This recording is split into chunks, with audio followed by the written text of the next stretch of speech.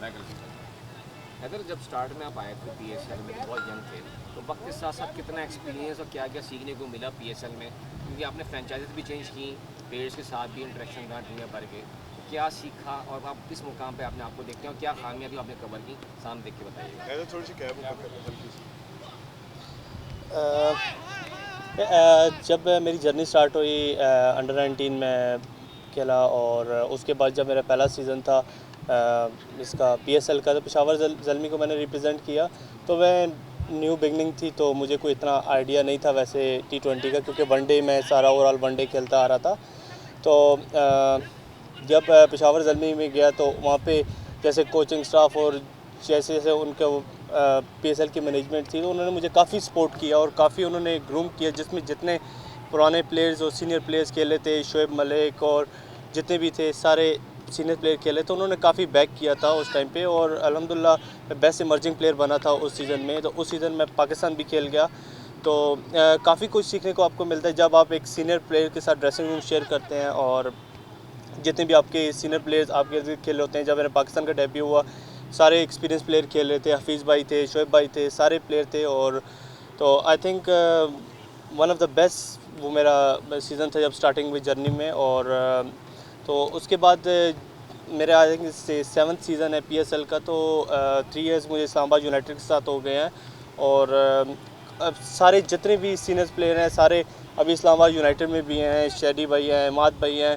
तो काफ़ी कुछ, एक जो प्लेयर होता है उसको जब तक वो रिटायर नहीं होता तब तक वो हमेशा सीखता रहता है क्रिकेट, कुछ ना कुछ आप गलतियां करते रहते हो। तो मेरी हमेशा कोशिश ये होती है जितने भी सीनियर प्लेयर हैं उनसे हम कुछ ना कुछ सीखते रहें। ये बताइएगा हैदर, हैदर, ये बताइएगा कि जब आप शुरू में आए तो एकदम ऐसा धूम मची थी कि बहुत ज़बरदस्त हमें मिडिल ऑर्डर में बैट्समैन मिल गया, लेकिन उसके बाद हमने देखा कि आपकी जो इंटरनेशनल जब आप गए तो आपकी थोड़ी सी परफॉर्मेंस जो है उस तरह की नहीं रही। तो क्या उस पर कोई काम कर रहे हैं या कोई ऐसा बल्लेबाज जो माजी का बल्लेबाज हो उससे कुछ सीखने की कोशिश कर रहे हैं? सर मैं एज ए, तो जब अंडर 19 मैंने की थी, फिनिश की थी, तो मैं एज ए ओपनर खेल रहा था। और जो मेरे पहले सीज़न वाले जितने भी सीज़न है उसमें मैं पहले 3-4 नंबरों पे खेल रहा था। लेकिन उसके बाद जैसे जैसे टाइम गुजरता रहा तो पाकिस्तान टीम को भी, और जिधर उनको मेरी रिक्वायरमेंट थी, मेरी ज़रूरत थी मिडल ऑर्डर में एज अ फिनिशर की, तो आपको पता है जब आप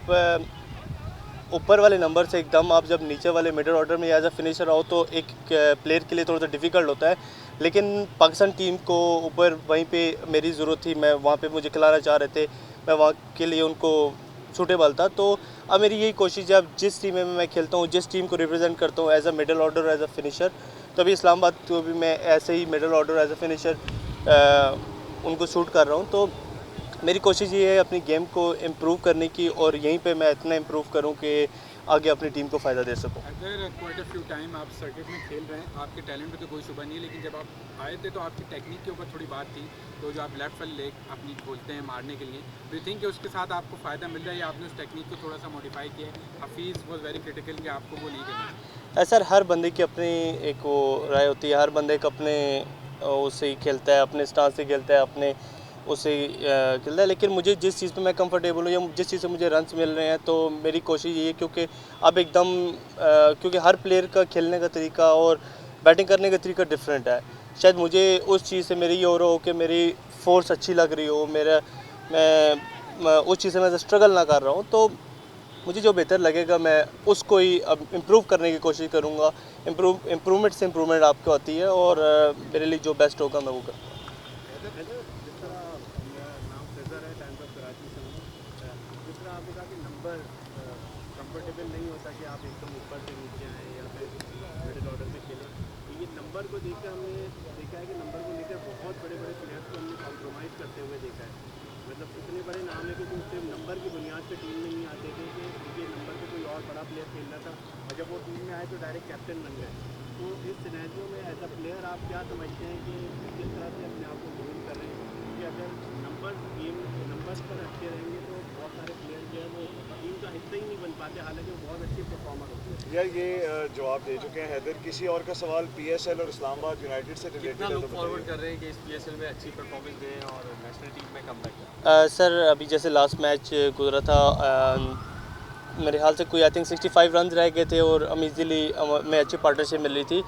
जैसे शहरी भाई ने और कोच ने और जितनी मैनेजमेंट उन्होंने फैसला किया मुझे नंबर 4 पे खिलाना चाहिए, उनको थोड़ी सी ज़रा बैटिंग अच्छी हो जाए, थोड़ी सी ज़रा कॉन्फिडेंस आ जाए, तो उन्होंने मुझे ट्रस्ट करके मुझे भेजा। उस पर ये हो गया कि आपको कॉन्फिडेंस और अंदर जाके आप जितना पिच पे खेलते हो उतना आपको कॉन्फिडेंस आता है, और वो मैंने मैच फिनिश किया तो हम वो मैच जीते, तो उससे आपका कॉन्फिडेंस बूस्टअप होता है।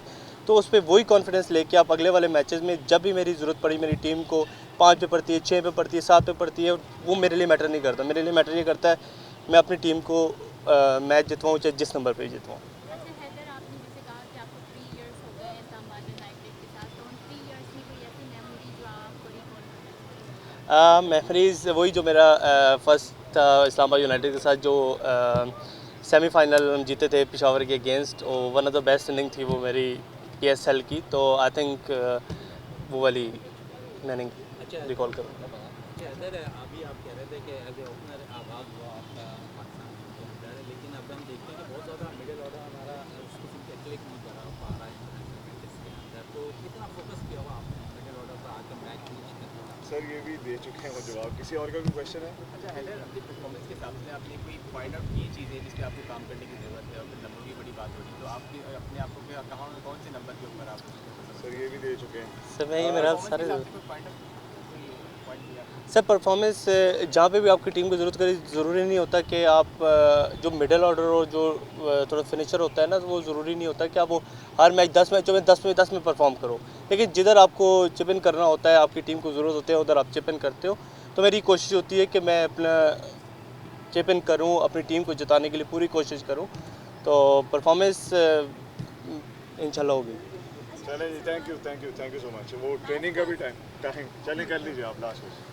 अच्छा, क्योंकि PSL में इस बार एक्सपोजर इतना मुझे स्मार्ट लॉकडाउन की वजह भी और कुछ और वजह जिसकी वजह से एक्सपोजर PSL में इतना खास नहीं शुरू में हुआ करता था, तो प्लेयर्स का इसमें लेके क्या POV है वो अभी तक मुझे नहीं पता था, इसलिए मैं आपसे ये बात पूछ रही हूँ कि आपके हिसाब से एक्सपोजर को लेकर PSL का इस बार कितना अच्छा नहीं? नहीं देखिए, हमारा काम क्रिकेट खेलना है, तो लेकिन ये है कि जो फैंस आते हैं तो थोड़ा सा आप ज़्यादा बूस्टअप होते हैं, तो लेकिन ये है कि हमारा काम बेसिकली क्रिकेट खेलना है हमारी, तो हम वहाँ खेलने आते हैं, तो लेकिन फिर भी PSL का मज़ा है।